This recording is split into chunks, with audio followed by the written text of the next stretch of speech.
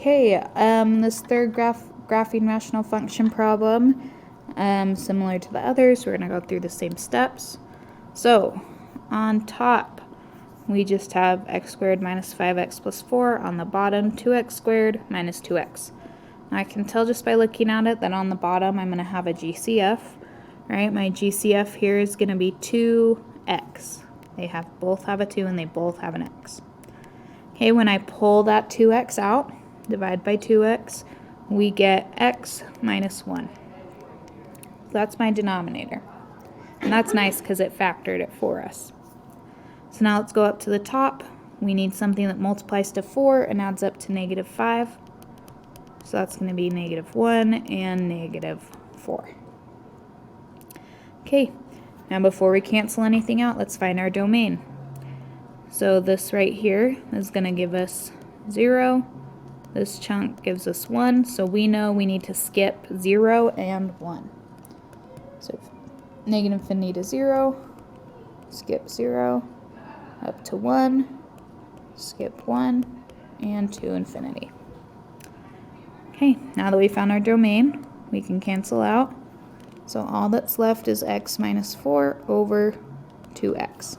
And that is our reduced form that we're going to do everything else with. Okay, now our wholes, we canceled out x minus 1, so our whole is going to be at 1. Oops. And now we need to plug that whole into our reduced form. So 1 minus 4 over 2 times 1. That ends up giving you negative 1.5.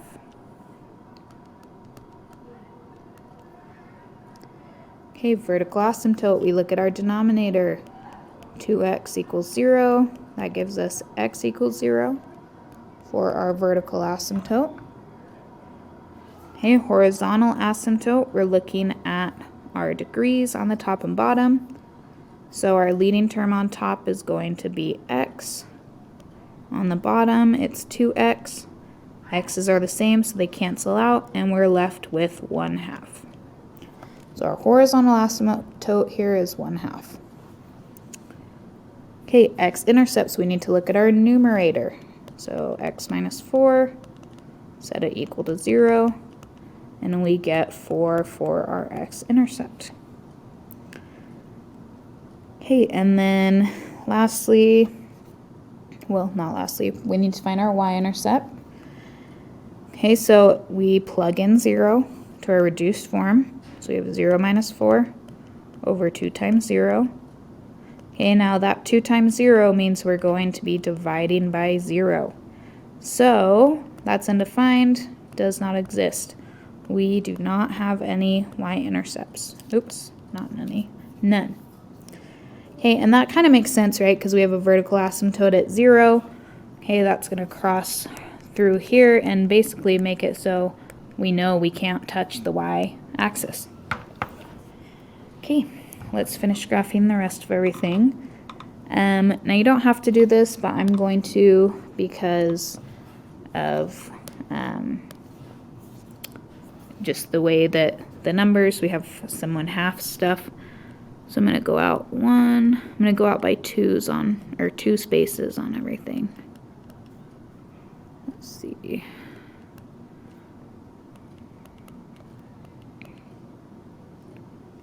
It's not -2, -1, -2.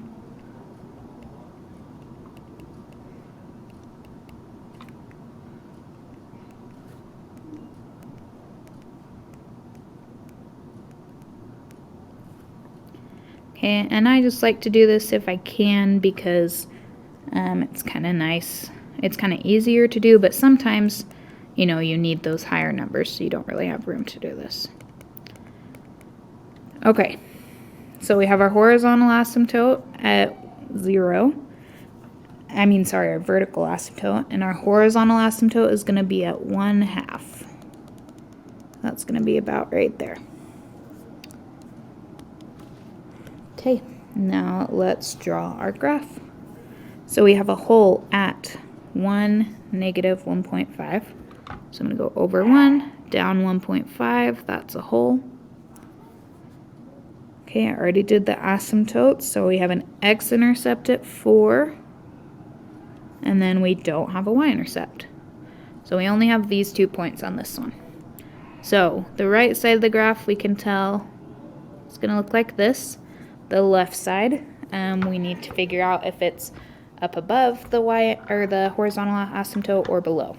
So 2 ways you can do this. The first way is plug in a number, and it can be any number that's to the left of the horizontal or to the vertical asymptote. Sorry. So I'm just going to plug in -1. So if I plug in -1, I end up getting 2.5. So I know -1, 2.5 is a point. Okay, and then from that point, I know it's, up above. I know it's not going to cross the x-axis again because there's no x-intercept, so I can sketch it there. Okay, now you don't have to plug it in. You can also do a sign array. Okay, to do a sign array, you make a little number line, and you include all your x-intercepts and your vertical asymptotes. So we have 0 for an x-intercept, and 0 for a horizontal asymptote, and 4 for an x-intercept. Okay, and then we just do negatives on the left side, positives on the right. So for 0, we have negative, positive, positive. For 4, negatives to the left, positive to the right. Okay, and then negative times a negative would give us a positive. Negative times a positive is a negative. Positive times positive is a positive. So when we come up here, we see that this section to the left of 0 over here is going to be positive, so up above the horizontal asymptote. Okay, and you can just kind of sketch something up there. Okay, and then we can kind of check our other one from 0 to 4.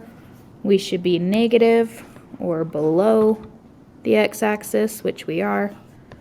And then, from 4 on, we'll be above the x-axis. Okay, and that is graphing rationals.